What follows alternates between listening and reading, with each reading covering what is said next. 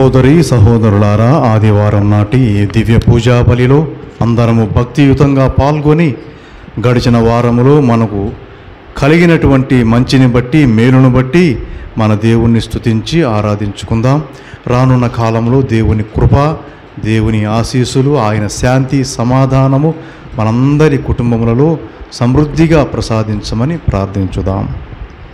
పిత, పుత్ర, పవిత్రాత్మ నామమున ఆమేన్. మన ప్రభువైన యేసుక్రీస్తు కృప, సర్వేశ్వరుని ప్రేమ, పవిత్రాత్మ సహవాసము మీ అందరితో ఉండునుగాక. మీ ఆత్మతో ఉందురుగాక.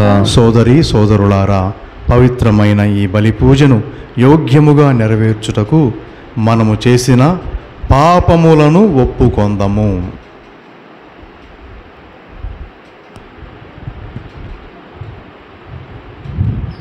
సర్వశక్తి గల సర్వేశ్వరుని చెంతను సహోదరి సహోదరులారా, మీ చెంతను నా పాపములను ఒప్పుకొనుచున్నాను.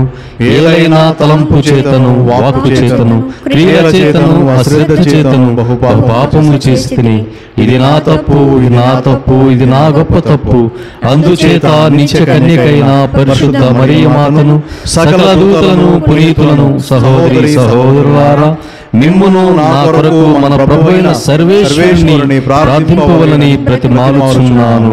సర్వశక్తి గల సర్వేశ్వరుడు మనకు దయచూపి మన పాపాలు మన్నించి మనలను నిత్య జీవితమునకు చేర్చునుగాక. ఆమేన్. ప్రభువా దయచూపుము, ప్రభువా దయచూపుము, క్రీస్తువా దయచూపుము, క్రీస్తువా దయచూపుము, ప్రభువా దయచూపుము, ప్రభువా దయచూపుము. పరలోక దేవునకు మహిమ కలుగుగాక, భూలోకవాసులకు శాంతియగుగాక.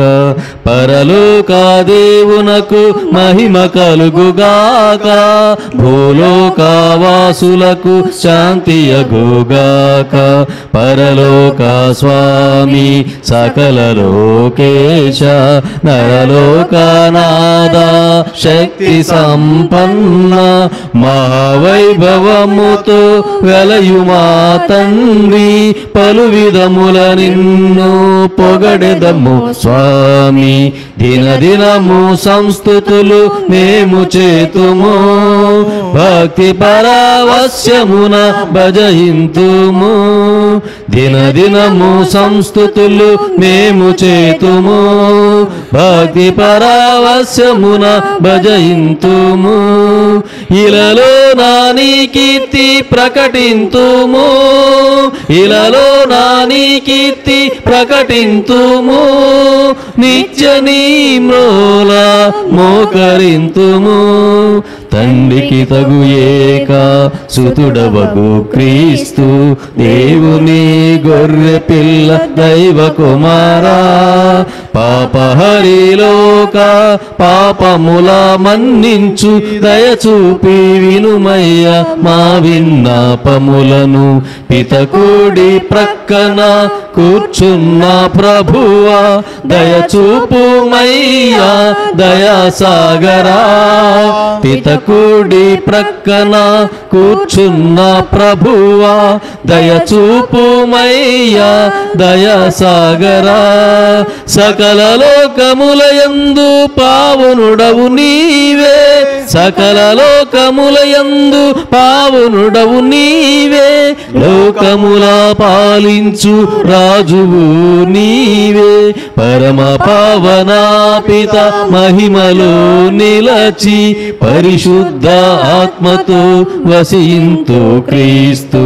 అర్పింతుమయ్యా ఈ స్తుతి గానమును, అర్పింతుమయ్యా ఈ స్తుతి గానమును. ఆమేన్. ప్రార్థించుదము. సర్వశక్తి గల నిత్య సర్వేశ్వర, నీ ప్రేమానురాగములు నిన్ను ఆశ్రయించు వారి యోగ్యతను, కోరికలను మించి ఉండును. ఈ విషయమును గ్రహించి మేము ఆనందించుచున్నాము. మా మనస్సాక్షికి భీతిని కలిగించుచున్న మా పాపములను దయతో మన్నించి, మేము సాహసించి అడుగలేని వాటిని కరుణించి మాకు ప్రసాదింపుము.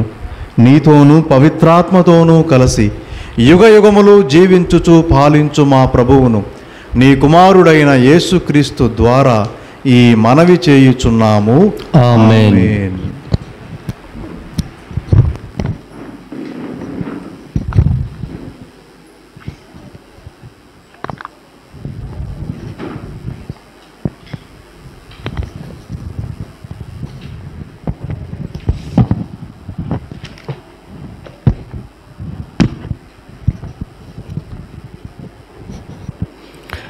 మొదటి పఠనము హబక్కుకు గ్రంథము 1వ అధ్యాయము 2-3 వచనములు మరియు 2వ అధ్యాయము 2వ వచనము నుండి 4వ వచనము వరకు.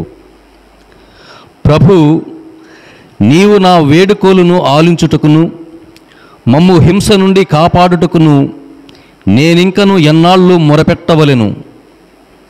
నీవు నేనిట్టి అన్యాయమును కాంచునట్లు చేయునేలా నీవు ఆ దుష్కార్యములు చూచి ఎట్లు సహింతువు? నాకు కనిపించున్నది అంతయు వినాశనము, దౌర్జన్యమే. ప్రభువు నాకు ఈ క్రింది జవాబు నొసగెను. నేను నీకు తెలియజేయు దర్శన వివరమును నీవు స్పష్టముగా వ్రాత పరికరములపై వ్రాయము. సులువుగా చదువుటకు వీలుగా ఉండునట్లు వ్రాయము. నేను నీకు వెల్లడి చేయు సంగతి నిర్ణీత కాలమున జరుగును. కాల పరిసమాప్తిన అది నిక్కముగా జరుగును. ఆ సంగతి నెరవేరి తీరును.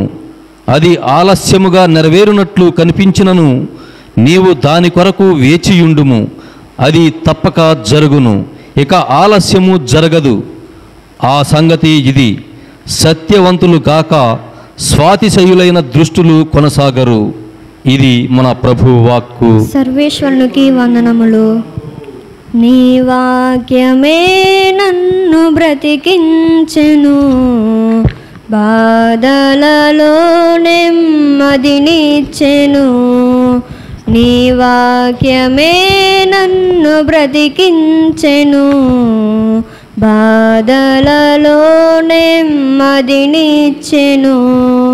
కృపాశక్తి దయాశక్తి సంపూర్ణుడా వాక్యమయ్యున్న యేసు వందనమయ్యా. కృపాశక్తి దయాశక్తి సంపూర్ణుడా వాక్యమయ్యున్న యేసు వందనమయ్యా. నీ వాక్యమే నన్ను బ్రతికించెను, బాధలలో నెమ్మదినిచ్చెను. జిగటగల ఊబి నుండి లేవనెత్తెను, సమతల మగు భూమిపై నన్ను నిలిపెను. జిగటగల ఊబి నుండి లేవనెత్తెను, సమతల మగు భూమిపై నన్ను నిలిపెను. నా పాదములకు దీపమాయెను, నా పాదములకు దీపమాయెను. సత్యమైన మార్గములు నడుపుచుండెను, సత్యమైన మార్గములు నడుపుచుండెను. నీ వాక్యమే నన్ను బ్రతికించెను, బాధలలో నెమ్మదినిచ్చెను. శత్రువులను ఎదుర్కొనే సర్వాంగ కవచమై యుద్ధమునకు సిద్ధ మనసు ఇచ్చుచున్నది. శత్రువులను ఎదుర్కొనే సర్వాంగ కవచమై యుద్ధమునకు సిద్ధ మనసు ఇచ్చుచున్నది. అపవాది వేయుచున్న అగ్నిబాణములను, అపవాది వేయుచున్న అగ్నిబాణములను ఖడ్గము వలె అడ్డుకుని ఆర్పివేయుచున్నది. ఖడ్గము వలె అడ్డుకుని ఆర్పివేయుచున్నది. నీ వాక్యమే నన్ను బ్రతికించెను, బాధలలో నెమ్మదినిచ్చెను. పాల వంటిది జుంట తేనె వంటిది నా జిహ్వహు మధురమైనది. పాల వంటిది జుంట తేనె వంటిది నా జిహ్వహు మధురమైనది. మేలిమి బంగారు కన్న మిన్నైనది. మేలిమి బంగారు కన్న మిన్న అయినది. రత్నరాసుల కన్నా కోరదగినది. రత్నరాసుల కన్నా కోరదగినది. నీ వాక్యమే నన్ను బ్రతికించెను. బాధలలో నెమ్మదినిచ్చెను. కృపాశక్తి దయాశక్తి సంపూర్ణుడా వాక్యమై ఉన్న యేసు వందనమయ్యా. కృపాశక్తి దయాశక్తి సంపూర్ణుడా వాక్యమై ఉన్న యేసు వందనమయ్యా. నీ వాక్యమే నన్ను బ్రతికించెను. బాధలలో నెమ్మదినిచ్చెను. జీవము గల ఈ మాటలను భయభక్తులతో చేకొనండి. హల్లెలూయా హల్లెలూయా హల్లెలూయా హల్లెలూయా. గాక నీ ఆత్మతో ఉందునుగాక. పునీత లూకా గారు వ్రాసిన సువిశేషములోని భాగము. ప్రభువా మీకు మహిమ కలుగునుగాక. లూకా సువార్త 17వ అధ్యాయము వచనములు 5 నుండి 10 వరకు. శిష్యులు యేసు ప్రభు దగ్గరకు వచ్చి మా విశ్వాసమును పెంపొందింపుము అని కోరిరి. మీకు ఆవగించంత విశ్వాసమున్నచో ఈ కంబలి చెట్టును వేరుతో పెళ్ళగిల్లి సముద్రంలో నాటుకోనము అని ఆజ్ఞాపించిన అది మీకు లోబడును. అప్పుడే పొలము నుండి ఇంటికి వచ్చిన లేక మందను మేపి వచ్చిన సేవకునితో మీలో ఎవరైనా వెంటనే వచ్చి భోజనము చేయమని చెప్పునా? అలా కాక యజమానుడు అతనితో వడ్డన వస్త్రము ధరించి నాకు భోజనము సిద్ధపరపుము, నా భోజనం ముగి వరకు వడ్డన చేయుచు వేచి ఉండుము, ఆ పిమ్మట నీవు వెళ్ళి భుజింపుము అని చెప్పును కదా. తన ఆజ్ఞను శిరసావహించిన సేవకునికి యజమానుడు కృతజ్ఞత తెలుపడు కదా. అట్లే మీరును మీ బాధ్యతలు నిర్వహించిన మీదట మేము అయోగ్యులమగు సేవకులము, మేము మా కర్తవ్యమునే నెరవేర్చితమని పలుకుడు అనెను. ఇది క్రీస్తు ప్రభుని సువిశేషము. క్రీస్తువా మీకు స్తుతి కలుగును కాక. కూర్చుందాం సోదరి సోదరులారా. ముందుగా 1వ తేదీ జరిగినటువంటి మన ఒంగోలు ప్రాంత కథోలిక క్రైస్తవ సంఘాల సమావేశానికి మన గ్రామం నుంచి వచ్చినటువంటి మీకు వందనాలు చెల్లిస్తూ ఉన్నాం. ఆనాటి కార్యక్రమం బాగా జరిగింది. అందరూ అన్ని గ్రామాల నుంచి వచ్చారు.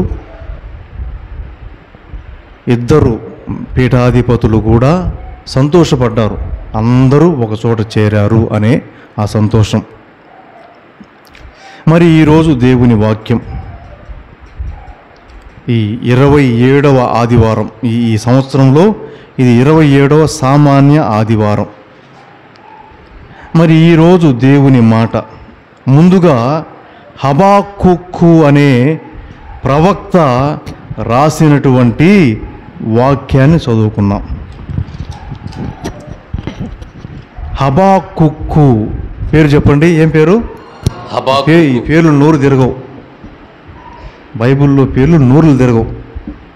సో ఆ ప్రవక్త పేరు హబాక్కుకు. హబాక్కుకు ఆ పేరుకి అర్థం ఏమిటి అంటే ఇతడు దేవుణ్ణి హత్తుకొని ఉండేవాడు అని అర్థం. ఈ హబాక్కుకు దేవుణ్ణి హత్తుకొని జీవించను అంటే దీని అర్థం ఏంటంటే అతను దేవుణ్ణి నమ్ముకొని జీవించాడు. చిన్న ప్రవక్త, 2 అధ్యాయాలే అనుకుంటా, 2-3 అధ్యాయాలు.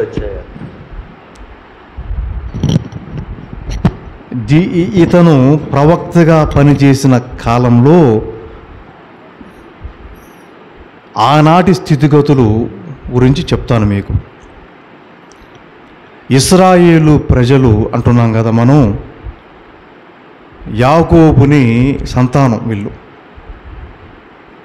ఇశ్రాయేలు ప్రజలంటే యాకోబుని సంతానం. ఎంతమంది సంతానం? 12 మంది కదా. ఈ సంతతి ఇశ్రాయేలు ప్రజలంటే ఈ 12 మంది, వాళ్ళ బిడ్డలు వాళ్ళ బిడ్డలు వాళ్ళ బిడ్డలు ఇలా విస్తరించిపోయి ఇశ్రాయేలు ప్రజలు అని పిలువబడ్డారు.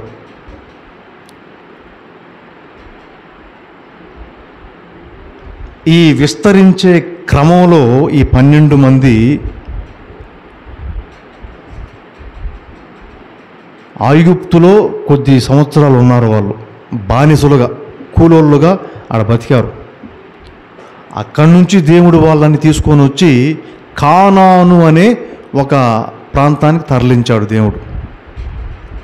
అక్కడ నుంచి వాళ్ళ జీవిత ఎదుగుదల అన్నది మొదలైంది. ఈ 12 మంది 12 గోత్రాలు అంటాం. ఒక్కొక్కరిది ఒక్కొక్క గోత్రం, వాళ్ళ పేరును బట్టి గోత్రం. యోధా పేరును బట్టి వాడి గోత్రం, యోసేపు పేరును బట్టి యోసేపు గోత్రం, బెన్యామీను పేరును బట్టి బెన్యామీను గోత్రం. ఇలా ఈ 12 మంది కాస్త 12 గోత్రాలు అయ్యాయి. మీ గోత్రాలు ఏంటి? ఉంటాయి కదా, మనకు కులము గోత్రం ఉంటుంది, మనకు రాసులు ఇవన్నీ ఉంటాయి, పేరును బట్టి ఉంటాయి. ఇలా ఈ 12 గోత్రాలు వీళ్ళ జీవిత ఎదుగుదల కానాను అనే ప్రాంతంలో ప్రారంభమైంది.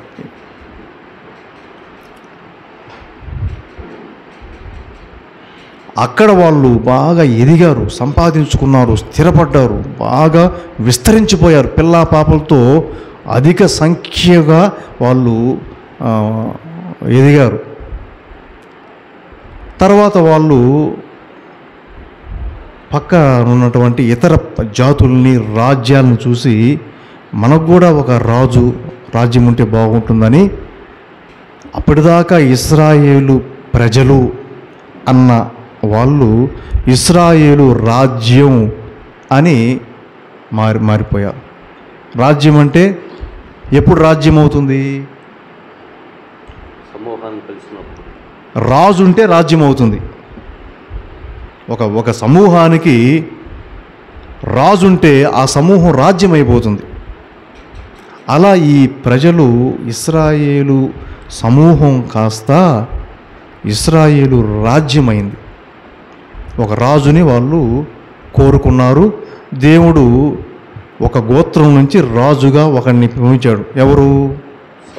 ఏ గోత్రం వాడు? బెన్యామీను గోత్రం నుంచి. బెన్యామీను వంశస్థుడైనటువంటి సౌలు మొదటి రాజు. ఇశ్రాయేలు రాజ్యం బాగా ఉన్నారు. కొంత రోజులకి ఈ సౌలుకి కాస్త ఈ రాజరికపు మదం, ధనమదం, అధికార మదం పట్టింది. యెహోవాని ధిక్కరించాడు, ప్రవక్తని ధిక్కరించాడు, బలిపీఠాన్ని ధిక్కరించాడు. ఈ 3 చాలా ముఖ్యం. దేవుణ్ణి ధిక్కరించడం అంటే ప్రవక్తను ధిక్కరించడం, ప్రవక్తను ధిక్కరించడం అంటే బలిపీఠాన్ని ధిక్కరించడం. బలిపీఠాన్ని ధిక్కరిస్తే ఇక మనకు పుట్టగతులు ఉండవు. ఈ బలిపీఠం అంటే దేవుడే. అలా సౌలు దేవుణ్ణి ఒకరోజు బలి సమర్పించాల్సి వస్తే ప్రవక్త చేయాల్సిన బలి సమర్పణ పౌలు రాజు కాబట్టి ఎవరు అడుగుతారు నన్ను అన్నట్టు వెళ్ళి బలి సమర్పిస్తాడు. అది దేవుని నచ్చడు. అతన్ని వెంటనే దించేస్తాడు. తరువాత దావీదు అనే ఒకరిని రాజుగా దేవుడు సమూవేలు ప్రవక్త చేత ఎన్నిక చేస్తాడు. ఇతనే గోత్రం, యోధా గోత్రం, దావీదు. ఇక అక్కడి నుంచి దావీదు చక్కగా యెహోవా పట్ల భయభక్తులు కలిగి ఆ ప్రజలందరినీ బాగా నడిపిస్తాడు, పాలిస్తాడు. ప్రజలందరూ ఒక బంగారు యుగంలో ఉంటారు ఆ దావీదు కాలంలో. దావీదు తర్వాత కొద్దిగా ఆ రాజ్యానికి బీటలు వారుతాయి. ఈ దావీదు బలహీనతలను బట్టు కొద్దిగా రాజ్యం పతనానికి, ఆ రాజ్య పతనం ప్రారంభమవుతుంది. దావీదుకి ఎంతమంది కొడుకులు?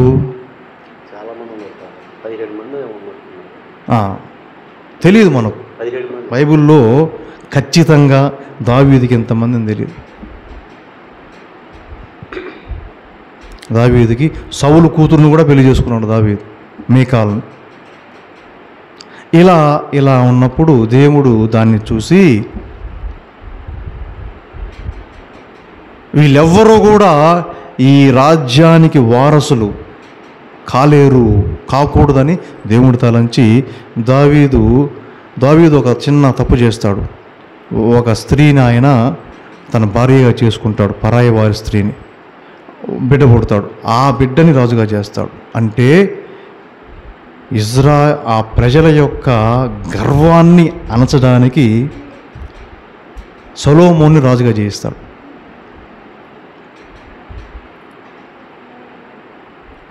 ఈ యోధా గోత్రం వాళ్ళకి కాస్త తలబిరుస్తానం ఎక్కువ. మిగతా 11 గోత్రాలని చిన్న చూపు చూసేవాళ్ళు యోధా గోత్రం వాళ్ళు. ఎందుకంటే దావీదు రాజు బాగా పరిపాలించాడు, ఎన్నో విజయాలు సాధించాడు, అపజయమే ఎరుగడు దావీదు. అందువల్ల ఈ గర్వం అనేది బాగా తలకెక్కిపోయింది వీళ్ళకి, చిన్న చూపు చూడడం ప్రారంభించారు. అందువల్ల దేవుడు ఏం చేశాడు, ఈసారి రాజు ఈ దావీదు గోత్రం అంటే గోత్రమే దావీదు నుంచే, కానీ ఎవడి భార్య? ఎవడో భార్యని తెచ్చేసి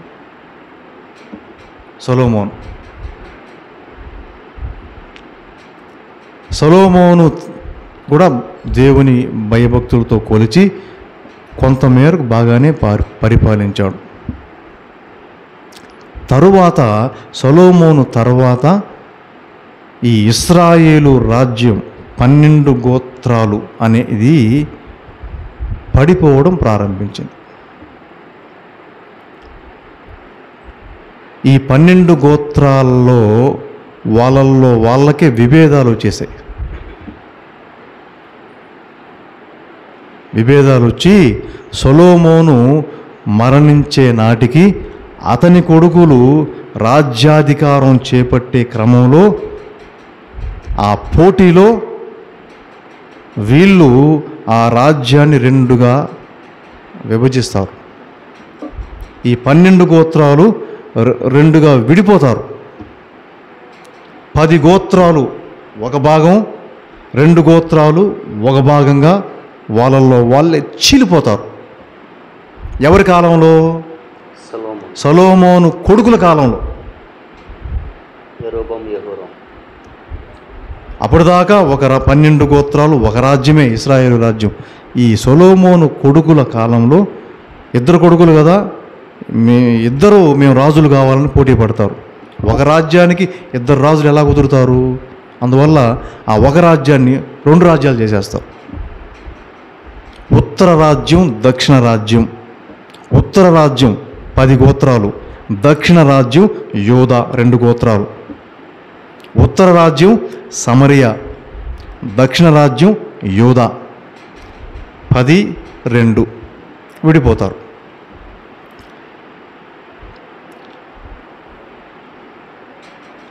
ఎంతమంది రాజులు ఇప్పుడు? 2 రాజులు, 2 రాజ్యాలు, ఉత్తర రాజ్యం, దక్షిణ రాజ్యం. కలిసి ఉంటే కలదు సుఖం. కుటుంబం కలిసి ఉంటే బలంగా ఉంటాం. విడిపోయామనుకోండి, నలుగురు దృష్టిలో ఏమవుతాం? మనం బలహీనపడతాం. వీళ్ళ పరిస్థితి అంతే అయింది. అప్పటిదాకా వీళ్ళు కలిసికట్టుగా ఉన్నారు, పక్కనుండే రాజ్యాలు వీరి మీదకి యుద్ధానికి వచ్చినప్పుడు వీళ్ళు కలిసికట్టుగా పోరాడారు, గెలుస్తూ వచ్చారు. ఎప్పుడైతే వీళ్ళు రెండుగా చీలారో పక్కనుండే ఇతర రాజ్యాలు దీన్ని అవకాశంగా మార్చుకొని వీళ్ళ మీదకి యుద్ధానికి వచ్చారు. యుద్ధానికి వచ్చి కొద్ది కొద్దిగా ఇశ్రాయేలు రాజ్యాన్ని వాళ్ళు పతనం చేసేసారు. ముఖ్యంగా ఉత్తర రాజ్యాన్ని 10 గోత్రాలు కలిసి ఉన్న ఉత్తర రాజ్యం బలహీనమైపోయింది దక్షిణ రాజ్యం కంటే. సమరియా బలహీనపడిపోయింది. 10 మంది కలిసినా సమరియా బలహీనపడిపోయింది, ఉత్తర రాజ్యం. వీళ్ళు 2 గోత్రాలు కలిసినా యూదా బలంగానే నిలబడ్డారు. ఇక దేవుడికి సవాలు, ఈ రెండింటినీ ఆయన బ్యాలెన్స్ చేయాల. ఇద్దరిని కాదనుకోలేడు, వాళ్ళని ఎవరిని కాదనలేడు కదా దేవుడు. ఎందుకంటే దేవుని సంతతి అబ్రహాము సంతతి, ఈసాకు సంతతి, యాకోబుని సంతతి. ఈ క్రమంలో ఈ యూదా రాజ్యం అన్నాం కదా, 2 గోత్రాలు, యూదా బెన్యామీను, ఈ 2 కలిసి ఒక రాజ్యం, యూదా రాజ్యం. ఈ 2 గోత్రాల ప్రజలు ఏం చేశారంటే ఈ 10 గోత్రాలైనటువంటి ఉత్తర రాజ్యం సమరియాని తొక్కేయడం ప్రారంభించారు. ఎదగనివ్వల, అనగదొక్కేశారు. సొంత అన్నదమ్ములే మళ్ళా అనగదొక్కేశారు. పూర్తిగా ఆ జాతిని తొక్కేశారు. అప్పుడు దేవుడు అది చూసి, ఒరే పక్క రాజ్యాల వారు వచ్చి మిమ్మల్ని ఓడించి మిమ్మల్ని పతనం చేస్తే అది ఒక విషయం, మిమ్మల్ని మీరే విభేదించుకొని మిమ్మల్ని మీరే అనగదొక్కుకొని పతనం చేసుకుంటున్నారే, ఇది నేను సహించను అని భావించి హబాకుక్కుని పిలుస్తాడు. అయ్యా హబాకుక్కు రా, ఎవరికి చెప్పాలి నువ్వు? యోధాకి ప్రవచనం చెయ్యి. యోధాకి ప్రవచనం చెయ్యి. ఏమని? నువ్వు నీ తోబుట్టువులైనటువంటి మిగతా 10 గోత్రాలైనటువంటి ఉత్తర రాజ్యాన్ని నువ్వు అనగదొరికేశావు, దేవుని హెచ్చరిక నీకు అంటూ హబాకుక్కు ద్వారా ప్రవచనాలు చేయించాడు. ఇదిగో యూదా, నువ్వు నీ తోబుట్టువులైనటువంటి సమరయ మీద దాడికి చేసి వాళ్ళని ఎదగనీయకుండా చేశావు. నీ మీదకి నేను బాబిలోనియను పంపిస్తా, ఏం చేస్తావు చూద్దాం అన్నాడు దేవుడు. నువ్వు పెద్ద బలవంతుడు అని భావించి నీ తోబుట్టువులైనటువంటి నీ సొంత రక్తం పంచుకు పుట్టినటువంటి నీ 10 గోత్రాలు సమరయాని నువ్వు తొక్కేశావు. ఇప్పుడు నీకంటే బలవంతుడు బాబిలోనియా, వాణ్ణి నేను నీ మీదకి పంపిస్తా అన్నాడు దేవుడు. దేవుడు చెప్పాడు ఈ మాట. ఎవరికి చెప్పాడు? హబాకుక్కు ద్వారా. ఎవరికి చెప్పించాడు? ఎవరి యోధా ప్రజలు? దేవుని బిడ్డలు. దేవుడు వాళ్ళని నా ప్రజలు అనుకున్నాను. నేను అబ్రహాం దేవుణ్ణి, ఈసాకు దేవుణ్ణి, యాకోబు దేవుణ్ణి అన్నాడు కదా. ఆ యాకోబు దేవుడే యాకోబు కొడుకుల మీద సంతతి మీదకి బాబిలోనియా పక్క శత్రువు అయినటువంటి వాణ్ణి పంపించాడు. హబాకుక్కు ఆశ్చర్యపోయాడు. ఇదేంటి దేవుడా, ఇదేందయ్యా ప్రభువా, నీ బిడ్డలు కదా వీళ్ళు, వాళ్ళ మీదకు నువ్వే బాబిలోనియా శత్రువుని వాళ్ళ మీదకి యుద్ధానికి పురుగొలిపితే అంటే, లేదు హబాకుక్కు, వీళ్ళకి బుద్ధి రావాలా. అది మనం మొదటి పట్టణంలో చదువుకున్నాం. ఆ వాక్యం చదువుదాం. హబాకుక్కు గ్రంథం 1వ అధ్యాయంలో చదువుకుందాం. ప్రభు, నీవు నా వేడుకోలును ఆలించుటకును మమ్ము హింస నుండి కాపాడుటకును నేనింకను ఎన్నాళ్ళు మొరపెట్టవలెను. హబాకుక్కు చూడలేకపోయాడు. ఇదేంటి, మన దేవుడే ఈ ప్రజల్ని శత్రువుల చేతికి అప్పగించేస్తున్నాడే అని ప్రవక్త చూడలేకపోయాడు. ప్రభుకు మొరపెట్టాడు. అయ్యా ప్రభువా, నా వేడుకలు ఆలించుటకు, మమ్ము ఈ హింస నుండి కాపాడుటకు నేను ఇంకా ఎన్నాళ్ళు మొరపెట్టాలి నీకు? నీవు నేనిట్టి అన్యాయమును కాంచునట్లు చేయునేలా ఆ, నీవు ఆ దుష్కార్యములు చూచి ఎట్లు సహింతువు. ఆ. నాకు కనిపించున్నది అంతయు వినాశనము దౌర్జన్యమే. దౌర్జన్యమే. ప్రభువా, నీవేమో బాబిలోనియా రాజుని వీళ్ళ మీదకి పురుగొల్పావు. ఈ యోధా ప్రజలు వాళ్ళ ధాటికి తట్టుకోలేక పోతున్నారు. ఎక్కడ చూసినా అన్యాయమే, ఎక్కడ చూసినా వినాశనము, దౌర్జన్యమే. అంతా జగడాలు, కొట్లాటలు, యుద్ధాలు నేను చూడలేకపోతున్నా.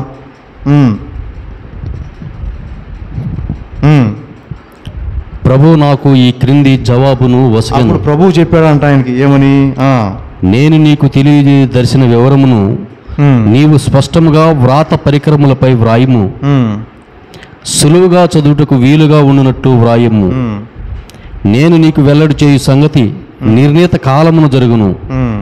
కాల పరిసమాప్తిన అది నిక్కముగా జరుగును. ఆ సంగతి నెరవేరి తీరును. అది ఆలస్యముగా నెరవేరునట్లు కనిపించినను నీవు దాని కొరకు వేచియుండుము. అది తప్పక జరుగును. ఇక ఆలస్యము జరగదు. ఆ సంగతి ఇది. ఏం జరుగుతుంది? సత్యవంతులు కాక స్వాతిశయులైన దృష్టులు కొనసాగరు. హబక్కూకు, నువ్వు చూస్తున్నావు జరిగే సంఘటన, జరిగే అన్యాయం, జరిగే జగడాలు, కొట్లాటలు, యుద్ధాలు. నువ్వు నాకు మొరపెట్టుకుంటున్నావు. అయితే నేను నీకు సమాధానం ఇస్తున్నా. ఏంటంటే, కొద్ది రోజులు ఓపిక పట్టు. నేను చెప్పే ఈ మాట నువ్వు రాయి, అందరికి అర్థమయ్యేటట్టు రాసిపెట్టు. ఏం జరుగుతుందో కొద్ది రోజులు నువ్వు చూస్తావు. ఏం జరగబోతుంది? ఇదిగో, సత్యవంతులు కాక స్వాతిశయులైన దుష్టులు కొనసాగరు. అంటే యథార్థవంతులుగా ఉండేవారు తప్పితే స్వాతిశయులు అంటే తమను తాము అతిశయులుగా భావించుకొని, గొప్పవారుగా భావించుకొని ఉండే దుష్టులు బ్రతుకలేరు, కొనసాగరు. ఈ యూదా రాజ్యం ఆ విధంగా ప్రవర్తించింది. నేను ఒక రాజ్యం, నువ్వు ఒక రాజ్యం, విడిపోయాం, బాగానే ఉంది. ఇద్దరు కలిసి ఉండొచ్చు కదా. ఉత్తర రాజ్యం, దక్షిణ రాజ్యం, సరే విడిపోయాం. 10 మంది అటుపక్క ఉన్నారు, 2 ఈ పక్క ఉన్నారు. విడిపోయినా కలిసి ఉండొచ్చు కదా. ఒకే దేవుని బిడ్డలం కదా మనం, ఒకే దేవుని సంతతి కదా. అబ్రహాం సంతతి కదా, ఇసాకు సంతతి కదా, యాకోబు సంతతి కదా, ఇజ్రాయేలు ప్రజలం కదా. విడిపోయాం, బాగానే ఉంది, కలిసి ఉండొచ్చు కదా. ఆధిపత్యం చెలాయించాలని చూసింది యూదా సమరయ మీద. దేవుడు దాన్ని సహించలా. ఏం చెప్తున్నాడు? వీళ్ళని యూదా ఈ గోత్రాల వారు వాళ్ళని వాళ్ళు గొప్ప వాళ్ళు అనుకున్నారు, గొప్పవాళ్ళుగా స్వ అతిశయం అంటే నన్ను నేను గొప్పవాడుగా ఊహించుకోవడం. దేవుడు సహిస్తాడా దాన్ని? నువ్వు గొప్పవాడు కావచ్చు, నీతో పాటు అందరూ కూడా గొప్పవాళ్ళు అనుకోవాలా. నేను ఒక్కనే గొప్పవాడిని, మిగతా వారందరూ కాదు అనేది దుష్టత్వం. అలాంటి దుష్టులు కొనసాగరు. హబక్కూకు రాసిపెట్టి దీన్ని. అయితే నీతిమంతులు భక్తి విశ్వాసముల వలన జీవింతురు. తర్వాత వాక్యం, నీతిమంతులు భక్తి విశ్వాసముల వలన జీవింతురు అని హబక్కూకు ద్వారా ప్రవచించాడు. ఎవరికి ప్రవచనం? యూదా రాజ్యానికి. యూదా రాజ్యం ఉత్తర రాజ్యాన్ని పతనం చేసేసి వీళ్ళే గొప్పవాళ్ళుగా చలామణి అవ్వాలనుకున్నటువంటి యూదా రాజ్యానికి యెహోవా హెచ్చరికది. హెచ్చరిక ఏం చేశాడు ఆయన అంటే, సత్యవంతులు కాకుండా స్వాతిశయులు అంటే వారిని వారు గొప్పగా అనుకోవడం. నువ్వు గొప్పవాడు అని నేను చెప్పాలా, అది గొప్పతనం. నీకు నువ్వే నేను గొప్పవాడిని అనుకుంటే ఏమంటారు దాన్ని? నేను గొప్పవాడిని మీరు చెప్పాలా. నాకు నేనే గొప్పవాడిని అనుకుంటే గర్వం అయిపోతుంది. మనం మంచివాళ్ళవని ఎదుటివాడు చెప్పాలా, ఫలానా వ్యక్తి మంచివాడని. నేను మంచోడిని అనుకుంటే అది మూర్ఖత్వం, గర్వం అయిపోతుంది. దేవుడు దాన్ని, దేవుడని కాదు ఎవరో దాన్ని ఆమోదించరు. ఈ యోధా రాజ్యము ఆ విధంగా తయారైపోయింది. మేము దేవుని బిడ్డలం, దేవుని రాజ్యానికి వారసులం అనుకునేంత స్థాయికి వెళ్ళిపోయారు వీళ్ళు. సొంత తోబుట్టువుల్ని కూడా అనగదొరికేశారు. దేవుడు అది సహించలేక హబాకుక్కుని పంపించాడు. యోధాకి ప్రవచనం చెప్పించాడు, ఇదిగో పతనమైపోతావు, సత్యవంతులు కాకుండా స్వాతిశయులైన దుష్టులు కొనసాగరు, నీతిమంతులు భక్తి విశ్వాసముల వలన జీవించరు. అయితే వీళ్ళు మాట విన్నారా అంటే వినలా. యూదా రాజ్యం మాట వినలా. ప్రవక్త చెప్పినంతసేపే, తర్వాత వాళ్ళే మాట వినలేదు. ఇది ఎలా అయిందంటే చివరికి ఈ వైరం ఏదైతే యూదాకి, సమరియాకి, దక్షిణ రాజ్యానికి, ఉత్తర రాజ్యానికి ఉన్న ఈ వైరం యేసు ప్రభు కాలం దాకా వచ్చింది. ఈ రోజుకి ఉంది. పాలస్తీనా, ఇజ్రాయేలు ఈ రోజుకి ఉంది వైరం. ఆ వైరం, అప్పటి వైరం ఇప్పుడు దాకా ఉంది. యేసు ప్రభు కాలంలో యేసు ప్రభు ఏ గోత్రంలో పుట్టాడు? యోధా గోత్రంలో జన్మించాడు ఆయన కూడా. అయితే ఆయన యోధా గోత్రయుడైనప్పటికీ యోధా ప్రజల్ని ఖండించి పడేశాడు. యోధా గోత్రయుడైనప్పటికీ యోధులని ప్రభు ఖండించాడు. అనేక సందర్భాల్లో వారిని ఖండించాడు. దేవుని రాజ్యానికి మీరు వారసులు కాదు అన్నాడు యేసు ప్రభు. మంచి సమరయుడు అన్నాడు. మంచి యూదుడు అనలా, తన జాతే మళ్ళా అనలా, మంచి సమరయుడు అన్నాడు. వీళ్ళ దృష్టిలో ఏమో సమరయులు, ఈ 10 గోత్రాల వాళ్ళు అన్యులు. యేసు ప్రభు దృష్టిలో మంచి సమరయులు అన్నాడు. యోధాలను ఏమన్నాడు? సున్నం కొట్టిన సమాధి అన్నాడు. చివరికి వాళ్ళ చేతిలోనే చచ్చిపోయాడు యేసు ప్రభు. చంపేశారు యూదులే. యోధా రాజ్యమే యేసు ప్రభుని చంపేశారు. దేవుని హెచ్చరిక. సో దీనివల్ల మనం ఏం గ్రహించుకోవాలి సోదరి సోదరులారా? ఏం గ్రహించుకోవాలి ఈ వాక్యం ద్వారా? ప్రభు చెప్తున్నాడు, మంచి వాళ్ళు, చెడ్డవాళ్ళు, విశ్వాసులు, అవిశ్వాసులు, భక్తులు, భక్తి గలవారు, భక్తిహీనులు, ఈ రకంగా 2 వర్గాలు అయిపోతున్నాం. యేసు ప్రభు అన్నాడు కదా ఈనాటి సువిశేషంలో, ఆయన శిష్యులు ఆయన దగ్గరకు వచ్చి, అయ్యా నీ మీద మా విశ్వాసం ఎక్కువగా ఉండాలంటే ఏం చేయాలి? మేము పెంపొందించు మా విశ్వాసాన్ని అన్నారు. ప్రభు అన్నాడు, మీకు ఆవగింజంత విశ్వాసం ఉంటే చాలు పోండి అన్నాడు.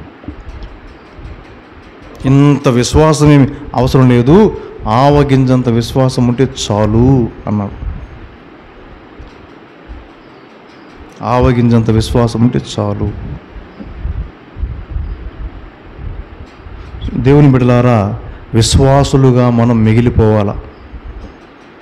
మనం విశ్వాసులుగా బ్రతకాలి, విశ్వాసులుగా చనిపోవాలా. యేసు ప్రభు యోధా జాతిలో పుట్టాడు, యోధా గోత్రీయుడు. ఆయనకి చాలా ప్రజాదరణ లభించింది. ఎందుకంటే యోధా జాతి అన్నది ఆ రోజుల్లో ఉన్నత జాతి, హైయెస్ట్ జాతి. మిగతా వారందరినీ వాళ్ళు తమ కాళ్ళ కింద మనుషులుగా చూసేవాళ్ళు యూదులు. అలాంటి జాతిలో పుట్టాడు ప్రభు. కానీ పేదవాడుగానే పేదరికంలోనే జన్మించాడు. అంత ఉన్నత జాతిలో పుట్టినా అతని తీరు, అతని విధానమంతా కూడా వాళ్ళకి వ్యతిరేకంగానే ఉండింది, యూదులకి.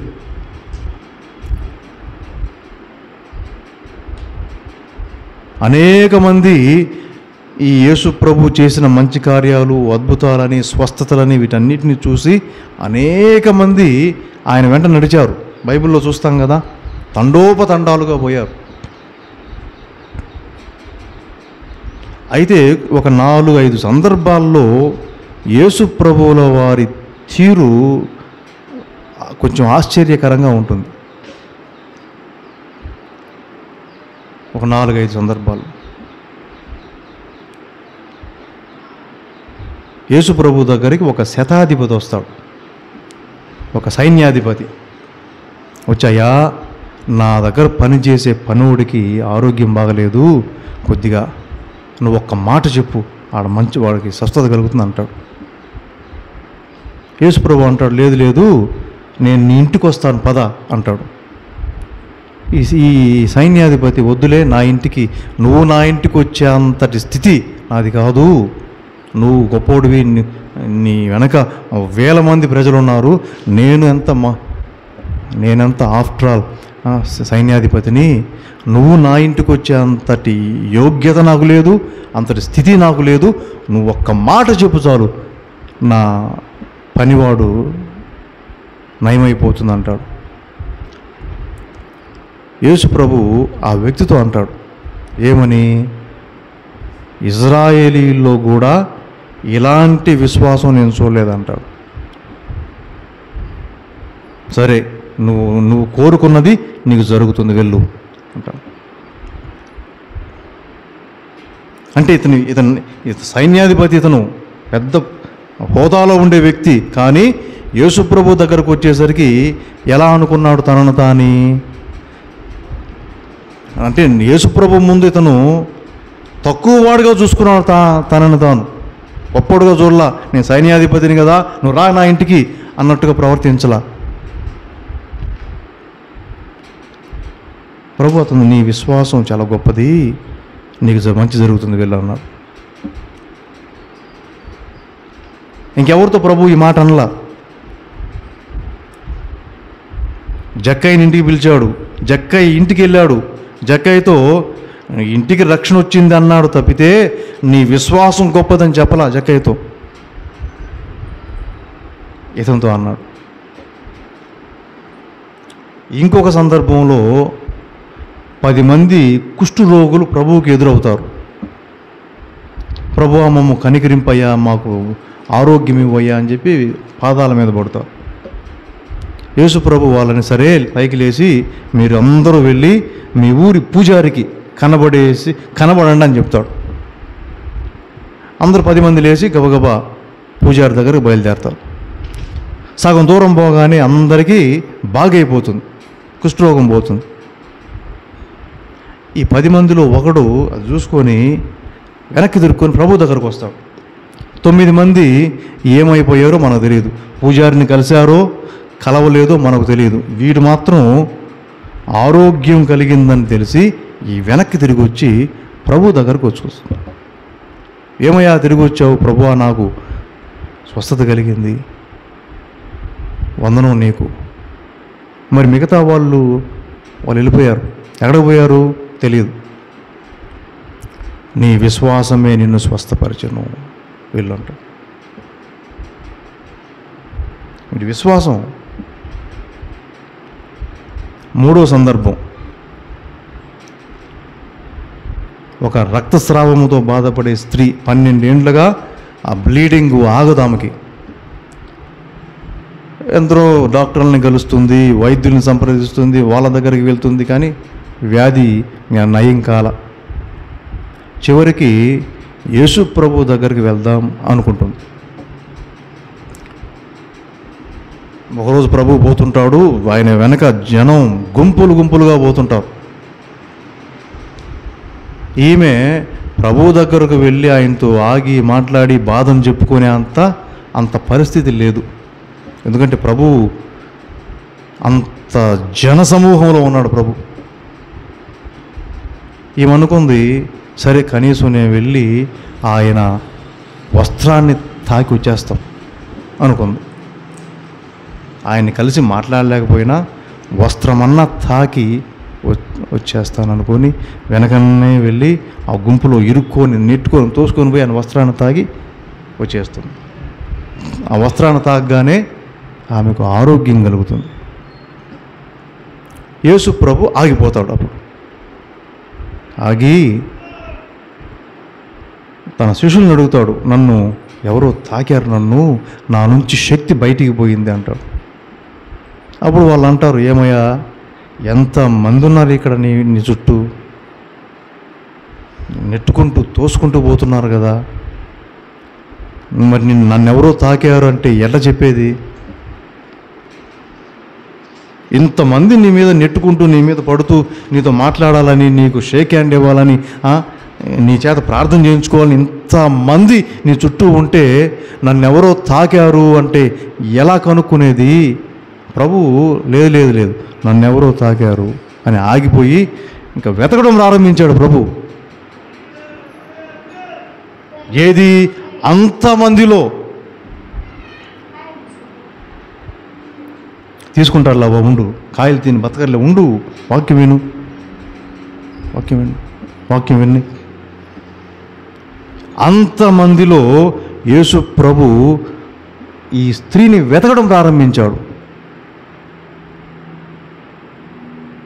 వాళ్ళంతమంది ఆయనతో మాట్లాడాలని, ఆయనతో ఫోటో దిగాలని రకరకాల ప్రయత్నాల్లో ఉంటే వాళ్ళందరినీ అట్ట ఇదిలించి ఈ స్త్రీని వెతుకుతున్నాడు ప్రభు. ఆగి అక్కడ చూస్తాడు, ఎక్కడ చూస్తాడు, కనబట్లా. శిష్యులు వాళ్ళు ఆశ్చర్యపోయారు, ఈయనేంటినా ఇంతమందిని పక్కకి నెట్టి ఎవరో తాకారంట వెతుకుతున్నాడా అనుకున్నాడు. ఒక మూలలో ఈమె ఉంటుంది, ఈ స్త్రీ.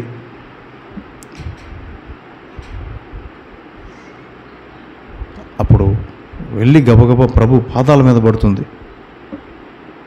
కుమారి, నీ విశ్వాసమే నిన్ను స్వస్థపరిచెను అంటాడు ఆమెతో. ఆమెతోనే అంటాడు. ఇంకా అక్కడ 100 మంది ఉన్నారు, ఎవరితో అనలా ప్రభు ఆ మాట.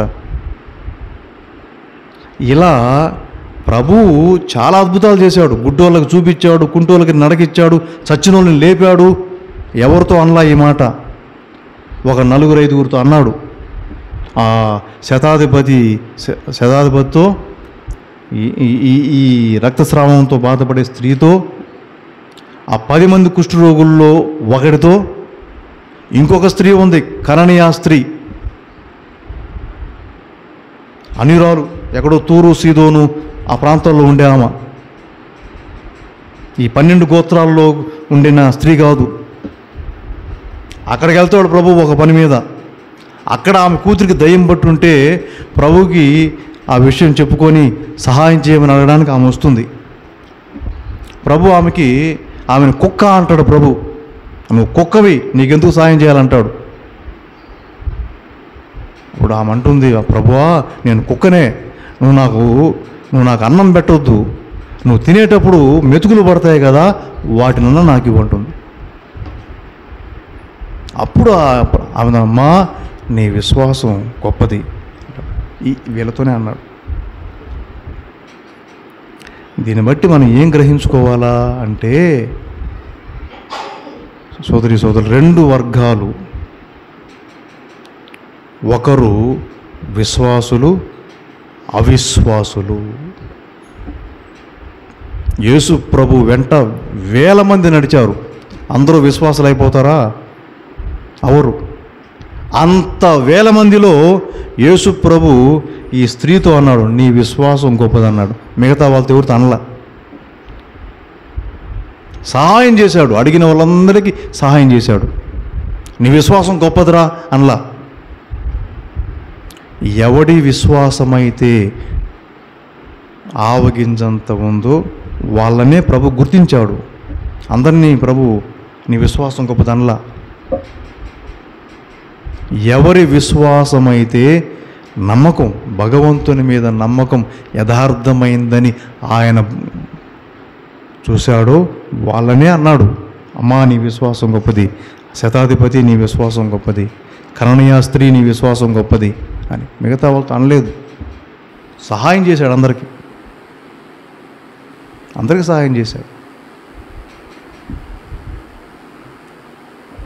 ఈరోజు నువ్వు నేను ఆలోచించాలా, మనం అందరం గుడికి వస్తాం, బాగానే ఉంది. మనలోని విశ్వాసాన్ని ప్రభు గుర్తిస్తాడు. ఆయనకు తెలుసు ఇక్కడ ఎవరు విశ్వాసులో ఎవరు దొంగ విశ్వాసులో ప్రభువుకు తెలుసు ఆయనకి.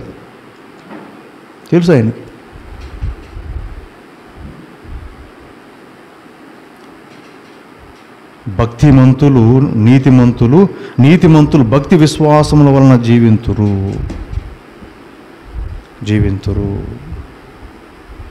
కాబట్టి ఈరోజు దేవుని వాక్యం, ఈరోజు దేవుని ఆవగింజంత విశ్వాసం, యథార్థమైన విశ్వాసం మనకుంటే మనం ఆయన వెంట నడిచేది కాదు, ఆయన మన కోసం చూస్తాడు.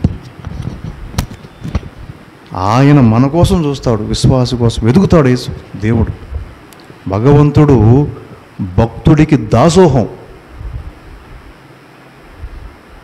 భక్తుడు భగవంతునికి దాసోహం కాదు, ఇక్కడ భగవంతుడు తన భక్తుడికి దాసోహం అయిపోతాడు.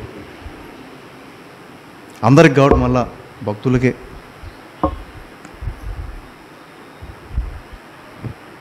పండగ టైంలో వందల మంది పోతాం కదా దేవాలయాలకి, వాళ్ళందరూ భక్తులైపోతారా ఏంటి? భగవంతుని నమ్మిన వాడే భక్తుడు. దేవాలయాలకి గుళ్ళకి వెళ్ళేవారు కాదు, అందరూ కాదు. భగవంతుని నమ్మినటువంటి వారు నీతిమంతులు భక్తి విశ్వాసముల వలన జీవింతురు. కాబట్టి సోదరి సోదరులారా, ఈ రోజున దేవుని మాట మనందరికీ ఇది. మనం ఏదో కోరుకున్నవన్నీ మనం ప్రార్థన చేస్తే జరుగుతుందని చెప్పి నేను విశ్వాసిని కాబట్టి దేవుడు నాకు ఇచ్చాడు అనుకుంటే పొరపాటు. బిచ్చిమెత్తిన వాడికి మనం చందా ఏమో, నీ కాడకు వచ్చి ఎవరైనా చేయి చేస్తే ఏవో నువ్వు బిచ్చాం దేకి అంటే రూపాయి బిల్లు వేసేస్తాం కదా మనం. అలాగే మనకు దేవా నాకు ప్రభువా తండ్రి దేవా అంటే భగవంతుడు ఇస్తాడు. అంత మాత్రాన నేను విశ్వాసనని కాదు, అది కాదు విశ్వాసానికి మన విధానం, భగవంతుని మీద మనకుండే నమ్మకం, భక్తి. ఈ భక్తి మన విధానాల్లో కొట్టొచ్చినట్టు కనిపిస్తుంటుంది. మన తీరుతెన్నుల్లో ఈ భక్తి కనిపిస్తూ ఉంటుంది. ఆ భక్తి ఒక వ్యక్తిని రక్షించును.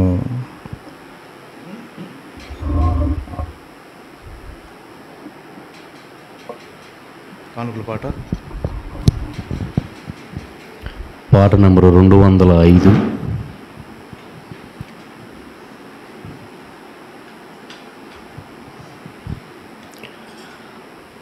ప్రణతులివేవో ప్రభు ఫలఫాంత్రాకురములా, ప్రణతులివేవో ప్రభు ఫలఫాంత్రాకురములా, ధూపదీపకాంకలతో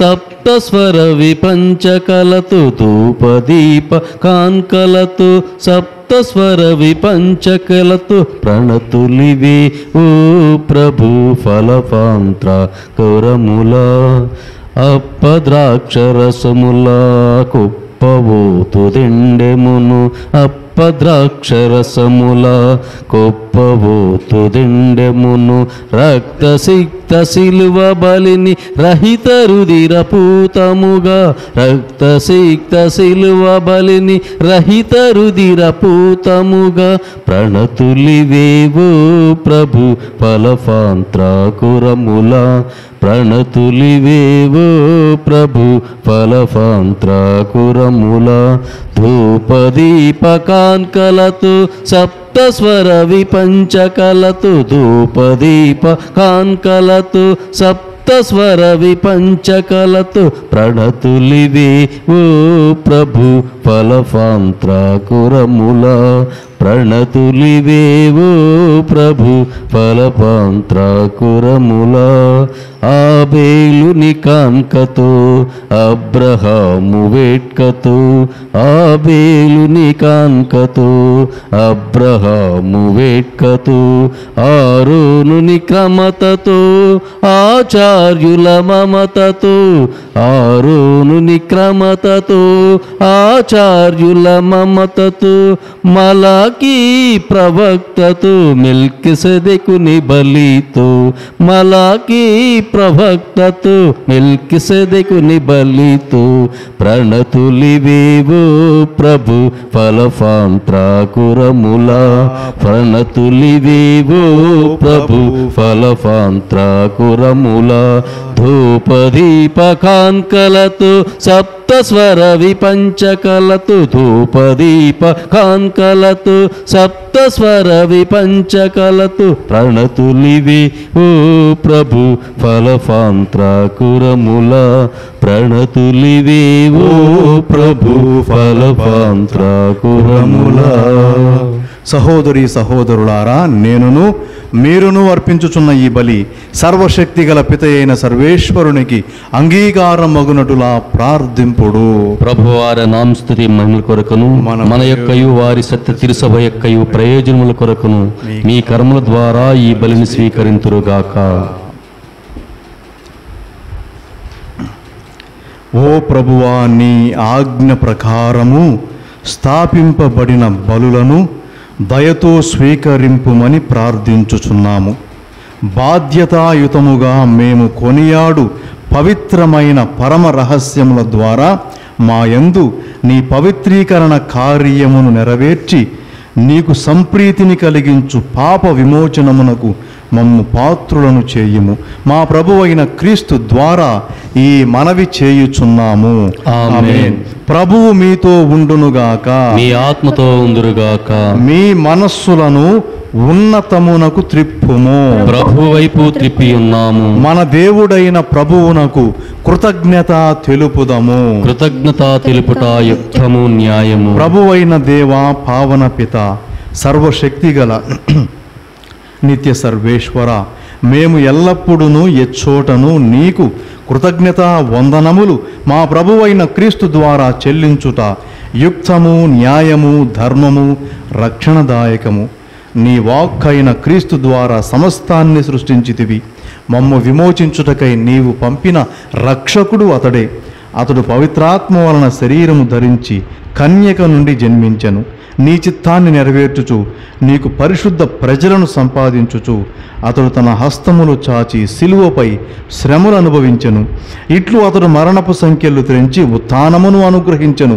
కనుక దేవదూతలతోనూ పునీతులతోనూ కలిసి ఏకస్వరముతో నీ మహిమను ప్రకటించుట ఎట్లనగా, దళాధిపతి అయిన సర్వేశ్వరుడు పరిశుద్ధులు పరిశుద్ధులు పరిశుద్ధులు, పరలోకమును భూలోకమును మీ మహిమతో నిండి ఉన్నవి. మహోన్నతమున హోసాన్న, ప్రభువు నామమున వేయించేవారు ధన్యులు. మహోన్నతమున హోసాన్న. ఓ ప్రభువా, నీవు నిక్కముగా పవిత్రుడవు, సర్వ పవిత్రతకు ఊటయు నీవే. కనుక నీ పవిత్రాత్మ ద్వారా ఈ కానుకలను పరిశుద్ధపరచ బ్రతిమాలుచున్నాము. ఈ విధమున ఇవి మా కొరకు మా ప్రభువైన యేసుక్రీస్తు శరీర రక్తములు అగునుగాక. ఆయన శిలువ శ్రమలకు తనను తాను ఇష్టపూర్తిగా అప్పగించుకొనినప్పుడు అప్పమునందుకొని కృతజ్ఞత వందనములు చెప్పి త్రుంచి శిష్యులకిచ్చుచు ఇట్లనెను, మీరందరూ దీనిని తీసుకుని భుజింపుడు. ఏలైనా ఇది మీ కొరకు అప్పగింపబడనున్న నా శరీరము. ఆరాధనా ఆరాధనా యేసయ్యా ఆరాధనా ఆరాధనా ఆరాధనా యేసయ్యా ఆరాధనా. ఆ విధముగానే భోజనానంతరము పాత్రమునందుకొని మరలా నీకు కృతజ్ఞత వందనములు చెప్పి శిష్యులకిచ్చుచూ ఇట్లనెను, మీరందరూ దీనిని తీసుకుని దీని నుండి పానము చేయుడు. ఏలైనా ఇది నూతన నిత్య నిబంధన యొక్క నా రక్తపు పాత్రము. ఇది మీ కొరకును అనేకుల కొరకును పాప పరిహారమునకై ధారవోయబడును. దీనిని నా జ్ఞాపకార్థము చేయుడు. ఆరాధనా ఆరాధనా యేసయ్యా ఆరాధనా ఆరాధనా ఆరాధనా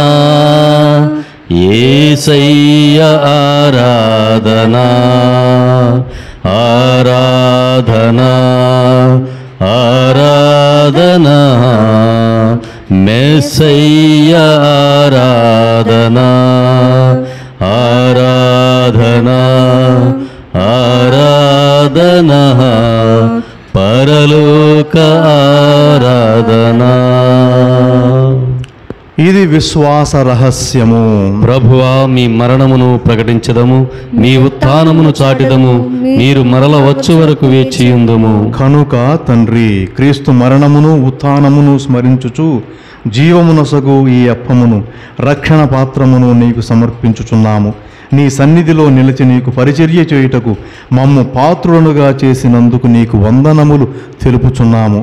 క్రీస్తు శరీర రక్తములందు పాలివారమగు మమ్ము పవిత్రాత్మ ద్వారా ఐక్యపరచమని బ్రతిమాలుచున్నాము. ఓ ప్రభువా, ప్రపంచమంతటా వ్యాపించి ఉన్న నీ శ్రీసభను జ్ఞాపకముంచుకొనుము.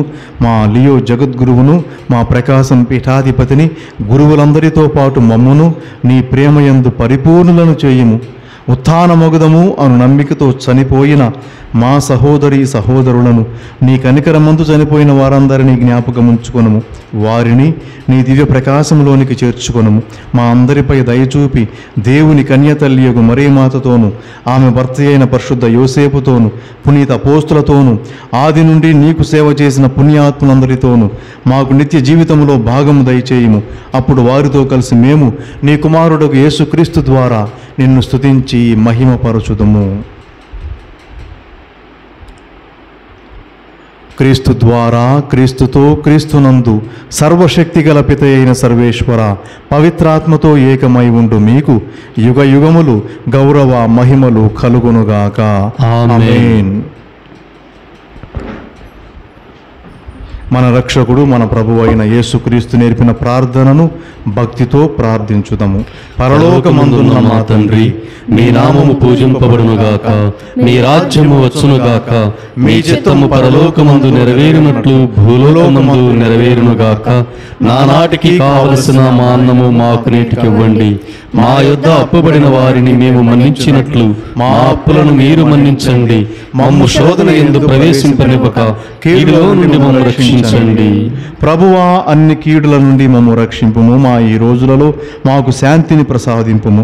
నీ దయానుగ్రహము వలన పాపము నుండి మమ్ము విముక్తులను చేసి అన్ని కలతల నుండి సర్వదా కాపాడుము.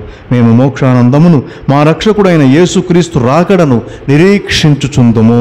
ఏలైనా నిరంతరము మీదే రాజ్యము, మీదే అధికారము, మీదే మహిమ. శాంతిని మీకు అనుగ్రహించుచున్నాను, నా శాంతిని మీకు ఇచ్చుచున్నానని నీ అపోస్తులతో వచించిన ప్రభువైన యేసువా, మా పాపములు లెక్కింపక నీ శ్రీసభ విశ్వాసమును వీక్షింపుము. నీ చిత్త ప్రకారం నీ సభకు శాంతిని, ఐక్యమును అనుగ్రహింపుము. యుగ యుగములు జీవించుచు పరిపాలించు ప్రభువా. ఆమేన్. ప్రభుని శాంతి ఎల్లప్పుడూ మీతో ఉండునుగాక, మీ ఆత్మతో ఉందురుగాక. ఒకరికొకరం సమాధానమును తెలుపుకొందము. సర్వేశ్వరుని గొర్రెపిల్ల, లోకం యొక్క పాపములను పరిహరించడి ప్రభువా, మాకు దయచూపండి. సర్వేశ్వరుని గొర్రెపిల్ల, లోకం యొక్క పాపములను పరిహరించడి ప్రభువా, మాకు దయచూపండి. సర్వేశ్వరుని గొర్రెపిల్ల, లోకం యొక్క పాపములను పరిహరించటి యేసు క్రీస్తువా, మాకు శాంతి సమాధానము దయచేయండి.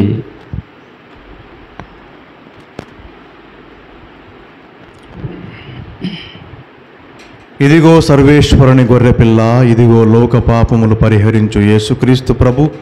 ఈ గొర్రెపిల్ల విందుకు పిలువబడిన వారు ధన్యులు. ప్రభువా, మీరు నా ఇంట ప్రవేశించుటకు నేను పాత్రుడును కాను. మీరు ఒక మాట పలికినను నేను ఆరోగ్యము పొందుదును.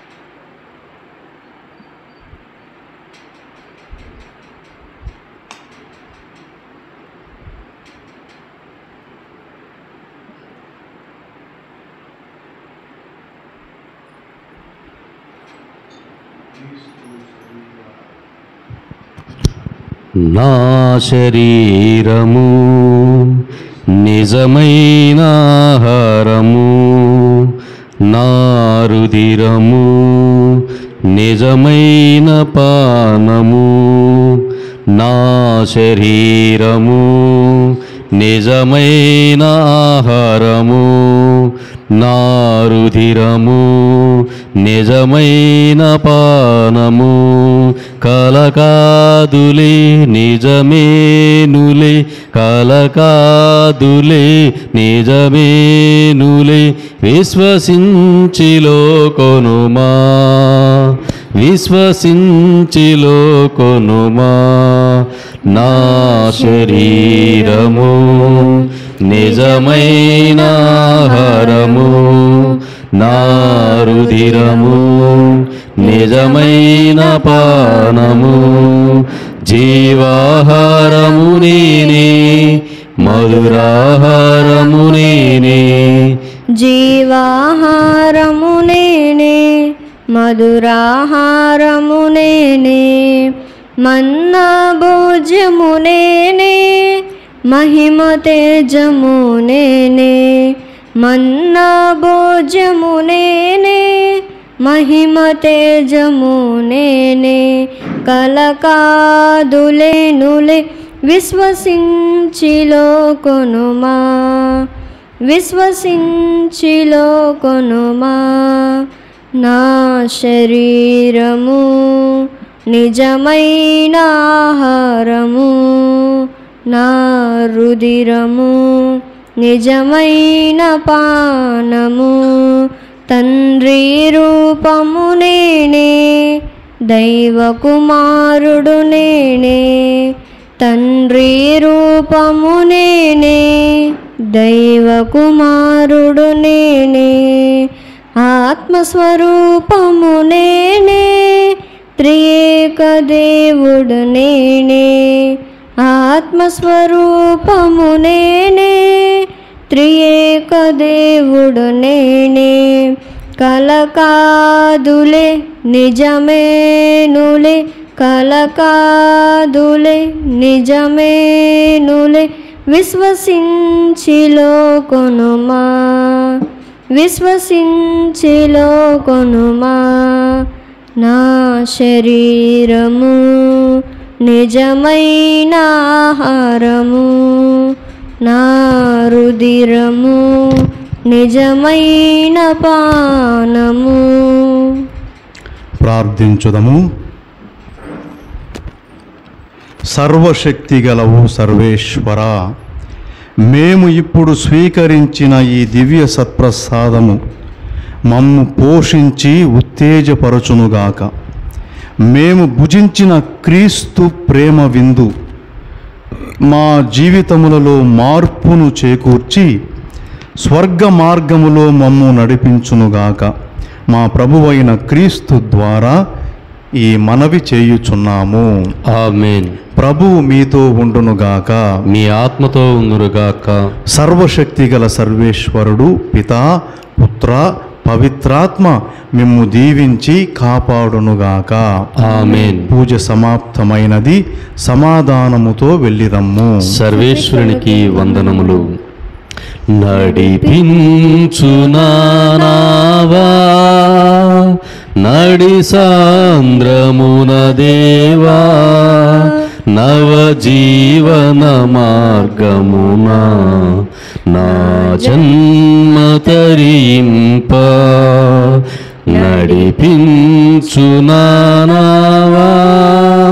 నా జీవిత తీరమునా, నా అపజయ భారమునా, నలిగిన నా హృదయమును నడిపించుములోతునకు. నా ఆత్మ విరభూయా, నా దీక్ష ఫలింపా, నా నావలు కాలిడుము, నా సేవ చేకొనుము. నడిపించు నా నావా నడి సాంద్రమున దేవా నా నవ జీవన మార్గమున నా జన్మ తరింప నడిపించు నా నావా రాత్రంతయు శ్రమ పడినా రాలేదు ప్రభు జయము రహదారులు వెదకినను రాదాయను ప్రతిఫలము రక్షించు నీ సిలువా రమణీయలోతులలో రతనాలను వెదుకుటలో రాజిల్లు నా